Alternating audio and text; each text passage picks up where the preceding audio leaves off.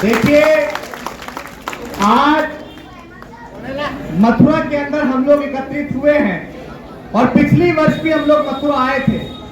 बीते दिनों मथुरा के साथ साथ पूरे उत्तर प्रदेश में क्या घटित हुआ, ये बात ना आपसे छुपी है ना हमसे छुपी है। और आज हम सबको ये विचार करने की जरूरत है कि भाई या तो शांति बनाओ, नहीं सबको ये समझना पड़ेगा, हम सबको आज ये विचार करना पड़ेगा कि जिस महापुरुष की जयंती आज हम लोग मना रहे हैं, जिन्हें आज हम कांशीराम साहब के नाम से जानते हैं, आखिर मान्यवर कांशीराम साहब का संघर्ष क्या था, मान्यवर कांशीराम साहब का त्याग क्या था। मैं आपको बताना चाहता हूं कि मान्यवर कांशीराम साहब का जन्म आज के दिन 15 मार्च 1934 को पंजाब के रोपड़ जिले के बाजपुर गांव के अंदर हुआ था। माँ का नाम बिशन कौर और पिता का नाम हरि सिंह था। वो लड़का जो पुणे के अंदर डीआरडीओ के अंदर साइंटिस्ट की नौकरी करता था, वो व्यक्ति जो बहुत अच्छी पैसे कमाता था, विधायक की लड़की से शादी तय हो गई थी, आखिर वो व्यक्ति मजबूर क्यों हुआ स्पेशल इस मूवमेंट के अंदर आने के लिए। साथियों, जिस समय इस देश के अंदर दोहरी नीति चल रही थी, आपके लिए कोई आवाज उठाने वाला नहीं था। मेरी बात को बड़े ध्यान से सुनना। हम लोग बड़े लंबे समय से अपने घर को छोड़कर घूम रहे हैं और इसलिए नहीं घूम रहे हैं कि सिर्फ रैलियां निकालें और आपके बीच हाय उधर करके चले जाएं। हम लोग इसलिए घूम रहे हैं कि आप सबको महापुरुषों का वो असल विचार और उनका मूवमेंट क्या है, उनका मिशन क्या है, वो हम आप लोगों तक पहुंचा पाए। कितने दर्द, कितने तकलीफ के साथ हमारे महापुरुषों ने इस आंदोलन को यहाँ पहुंचाया कि आज हमें बोलने का और स्वतंत्रता के साथ जीने का अधिकार मिल रहा है। साथियों, बाबा साहेब अम्बेडकर ने भारत का संविधान बना के आपको वोट का अधिकार दिया कि अब राजा के पेट से या रानी के पेट से राजा पैदा नहीं होगा। अब अगर राजा पैदा होगा तो बैलेट की ताकत से पैदा होगा, अगर राजा पैदा होगा तो बुलेट की ताकत से पैदा होगा। बाबा साहेब अम्बेडकर इस बात को बहुत अच्छे से जानते थे कि अभी मैंने अपने समाज को वोट का अधिकार दिया है, वो समाज सदियों से हक वंचित रहा है, वो समाज सदियों से पैसे से वंचित रहा है, वो समाज सदियों से अच्छा खाने से, अच्छा पहनने से, रोटी कपड़ा मकान से वंचित रहा है। तो उसको ये धन्ना से पैसे वाले लोग बरगलाकर उसकी वोट को खरीदने का काम करेंगे। लेकिन जो मैं अपने समाज को रिजर्वेशन दे रहा हूँ, वो आने वाले कल में जब पढ़ेंगे लिखेंगे सक्षम होंगे तो वो ये समझेंगे कि कौन हमारा है और कौन पराया है। तब उन्होंने कहा कि जाओ अपने घरों की दीवारों पर लिख दो कि हमें इस देश का हुक्मरान बनना है, हम इस देश के हुक्मरान हैं। जब बाबा साहेब अम्बेडकर से किसी ने सवाल किया कि साहब हमारे पास तो पक्के मकान भी नहीं है, हम लोग फूट के छपरों में रहते हैं, हम कौन सी दीवारों पर ये लिखें कि जाओ अपने घरों की दीवारों पर लिख दो कि हमें इस देश का शासक बनना है। तब बाबा साहेब अम्बेडकर ने कहा था कि मैंने ये बात इसलिए कही है कि हमारे लोग फूट के छपरों को छोड़कर पढ़ लिखकर बड़ी बड़ी कोठियां बनाने की ओर बढ़े और वो अपने दीवारों पर लिखे कि हम इस देश के शासक हैं। और बाबा साहेब अम्बेडकर ने इसके साथ ये बात भी कही कि 21वीं सदी हमारी है। कौन सी सदी? 21वीं सदी जो वर्तमान समय में चल रही है। लेकिन आज मैं आपसे सवाल करना चाहता हूं, बाबा साहेब अम्बेडकर ने अपने 4-4 बच्चों की कुर्बानी दी, किसके लिए? बाबा साहेब अम्बेडकर भूखे रहे, प्यासे रहे, किसके लिए? बाबा साहेब अम्बेडकर विश्व की सबसे विश्वविख्यात यूनिवर्सिटी कोलंबिया यूनिवर्सिटी के अंदर पढ़ रहे थे, उसके बाद भी पानी में ब्रेड भिगोकर खाते थे, किसके लिए?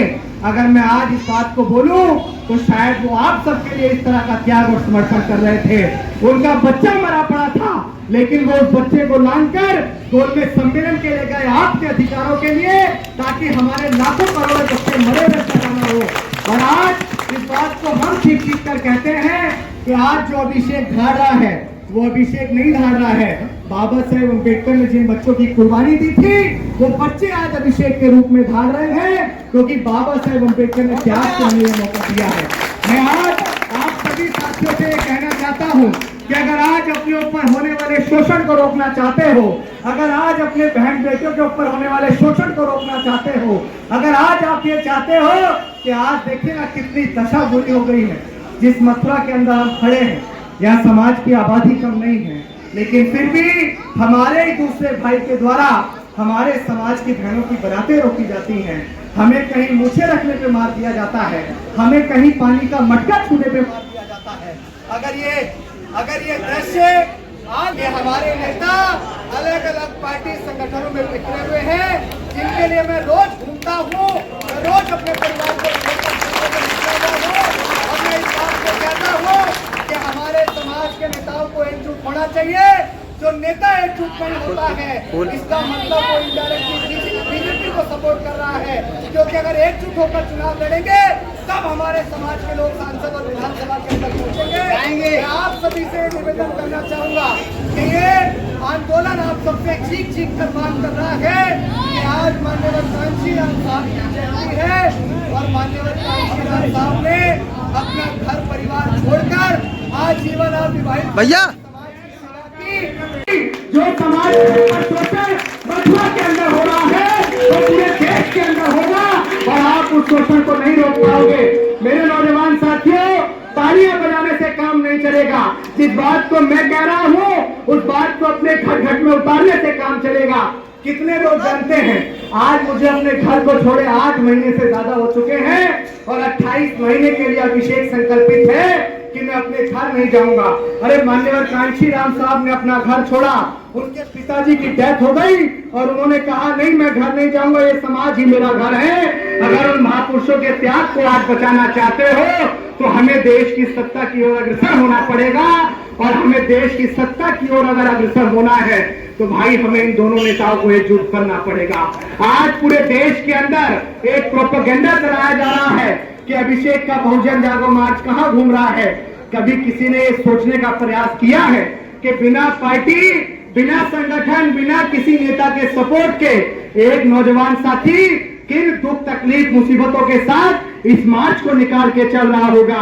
अरे अगर जो सवाल करते हैं वो 10 दिन भी अपने घर को छोड़ के दिखा दे तो अभिषेक जिंदगी भर उनकी गुलामी करेगा।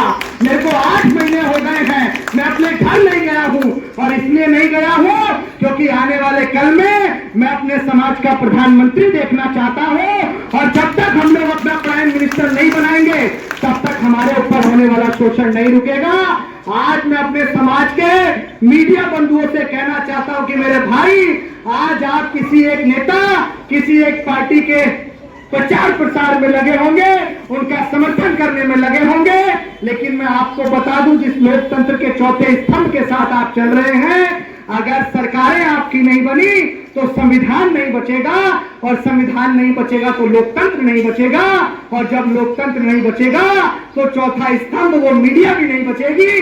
फिर आप कौन से बंबू लेके घूमोगे, फिर आप किस पे इल्जाम लगाओगे, फिर आप किससे सवाल करोगे। आज आपके पास मौका है, ये एक सच्चा आंदोलन घूम रहा है अपने नेताओं को एकजुट करने के लिए। बताओ सब लोग चाहते हो नहीं चाहते हो कि नेता एकजुट हो जाए? अगर हमारे समाज के नेता एकजुट हो गए तो किसी की औकात है कि आपकी बहन बेटियों की बारातें कोई रोक देगा? अगर आपका सांसद और विधायक मथुरा के अंदर होगा तो किसी की हैसियत है कि आपके समाज के ऊपर शोषण हो जाएगा? अरे अगर हमारे समाज के ऊपर शोषण हो और हम संसद और विधानसभाओं के अंदर हो, कार्यक्रम रहा, बहुत अच्छा प्रोग्राम रहा, आप सबने बहुत अच्छे तरीके से इस कार्यक्रम को चलाया। यहाँ के कार्यक्रम के आयोजक पिछले वर्ष भी आया था हमारे राही जी, मैं हमेशा इनको देखता रहता हूँ। अगर फिर दोबारा आपने मुझे रोका तो अगली बार बुला नहीं पाओगे, इसलिए इधर आ जाओ मेरे पास। ये वो व्यक्ति है जो मेहनत पूरी करता है लेकिन क्रेडिट नहीं लेते हैं। जोरदार तालियां इसके लिए। मैंने बहुत करीब से देखा है कि ये कितनी मेहनत करते हैं।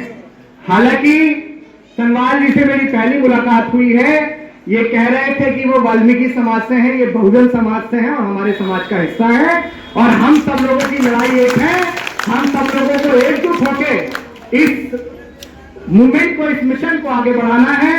बहुत सारे लोग कह रहे थे भैया साथ में चलो, मैंने कहा नहीं, यशपाल जी को आगे चलाओ क्योंकि इनको मथुरा का नेता बनाना भाई। हमें तो पूरा देश घूमना है, हम तो पीछे रह के भी चल लेंगे, सबसे पीछे रह के भी चल लेंगे, बशर्ते हमारे समाज के लोग बहुत मजबूत हो जाएं और हमारे समाज के लोगों को मजबूत प्रतिनिधित्व मिल जाए और वो बहुत अच्छे से अपनी लड़ाई को लड़े।